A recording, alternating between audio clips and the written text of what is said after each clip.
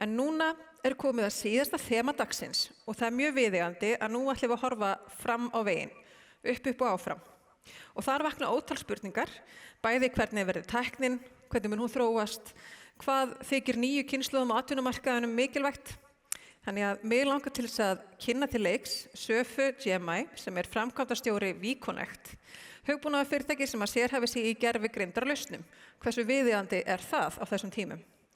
Hún með reynslu af verkefnum í orkumálum og fjármálum og leiðir teymi sem að þróar nýskapandi lausnir í gagnavinnslu og vélnámi. Og Safa fékk líka verðlaun 2023 fyrir Nordic Women in Tech. Ótrúlega glæsilegt. Þannig að mig langar að bjóða Söfu hjartanlega velkomna. Gjörðu svo vel.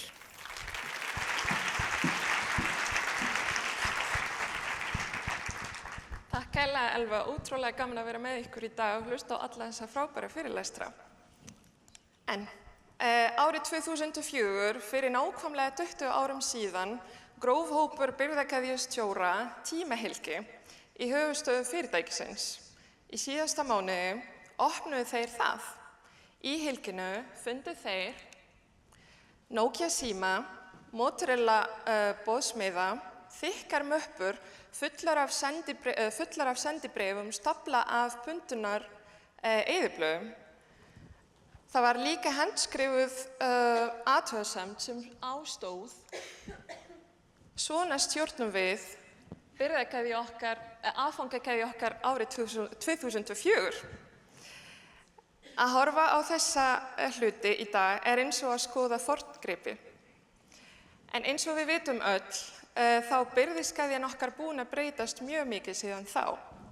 Og nú erum við á þann stig að hugsa hvernig getum við nýtt tækni eins og gervigreind í birgðiskeðju okkar á sjálfbæran hátt. En áður en við förum að tala það, þá langar mig fyrst að tala orkumálin í sambandi við gervigreind.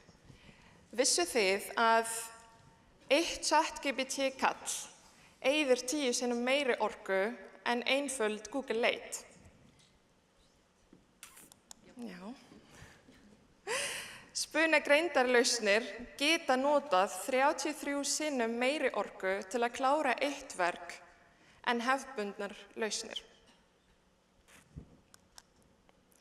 Þjálfun GPT-3 notaði 1300 megavattstundir sem jafngildir ársnotkun 130 bandaríska heimila.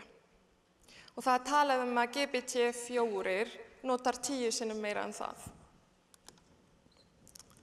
Já, það er gott að fá þessar tölur.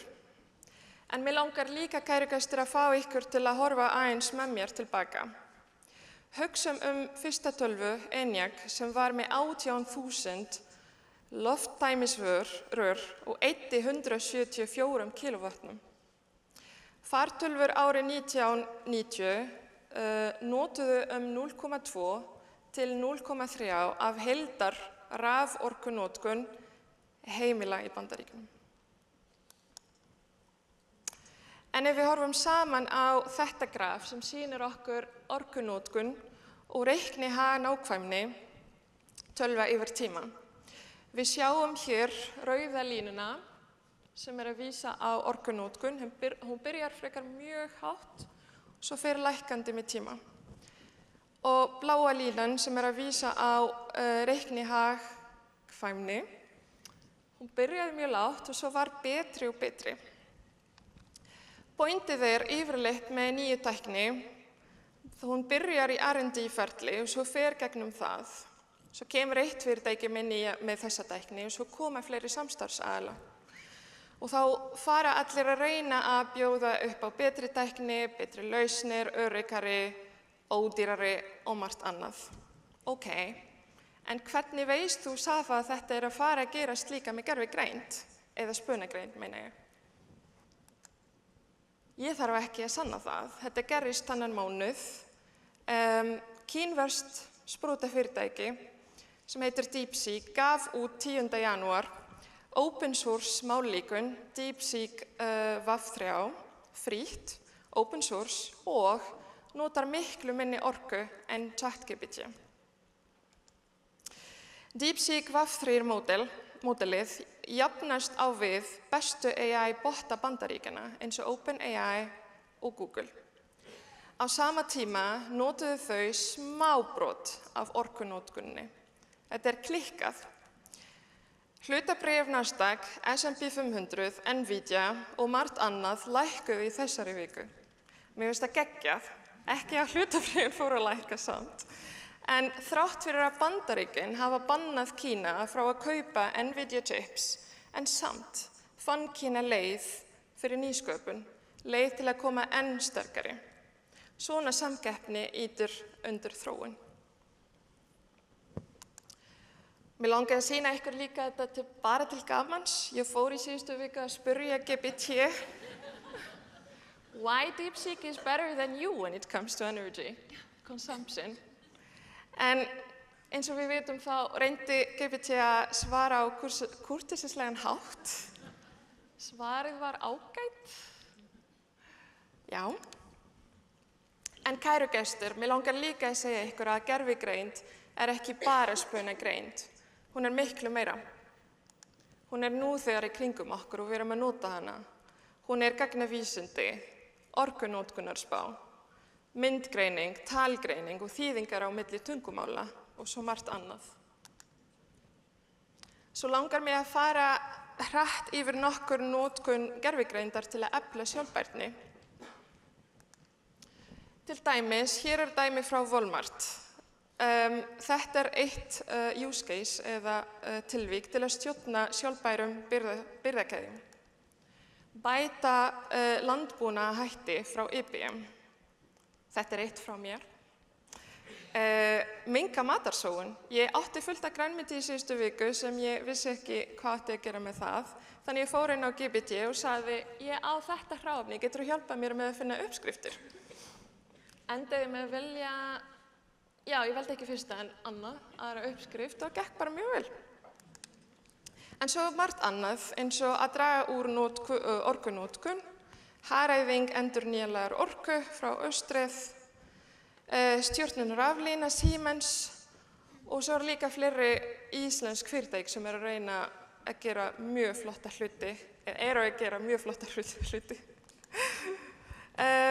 En kæru gestir, eins og við sjáum, það hægt að gera margt gott fyrir samfélagið okkar og líka ekki gott. Spurningin í dag ekki hvort við erum að fara að nota gervigreind. Við verðum að spyrja réttu spurningar. Við verðum frekar að spyrja í hvað ætlum við að nota hana. Hvaða vandamál við ætlum að leysa. Hvernig orku notum við til að geyma gögnin. Hver ber ábyrgð á að vekja athygli á orkunótkun og í hverju við ætlum að nota gervigreind til góðra verka.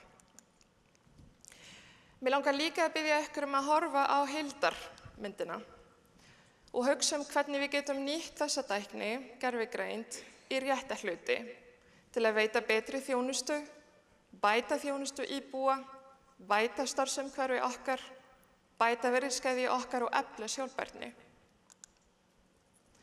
Mér langar líka að fá ykkur til að hugsa með mér og spyrja, hvað myndi taka okkur mikinn tíma til að ná að gera allt sem við erum að gera þessa daga á 8 klukkutímum í vinnunni ef við værum ekki með neitt samband?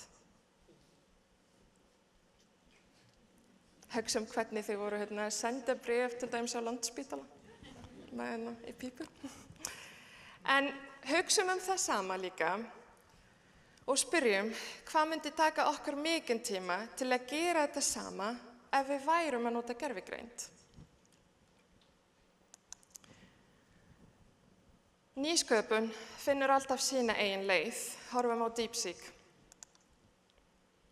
Ákvarðanir sem við tökum í dag eru framtíð okkar á morgun. Ímyndum okkur nú að við segjum að grafa nýtt tímahylki í dag. Hvað myndum við sitja í? Kannski lítið AI-chip, einhverju QR-kóða eða kannski bara einfalt USB-drif með fullt af gagnapunktum. Og kannski eftir 20 ár, þegar fólk opnar þetta hylki, gæti þeim fundist þessar hluti eins og gamaldags og okkur finnst Nokia síminn vera. Takk fyrir mig.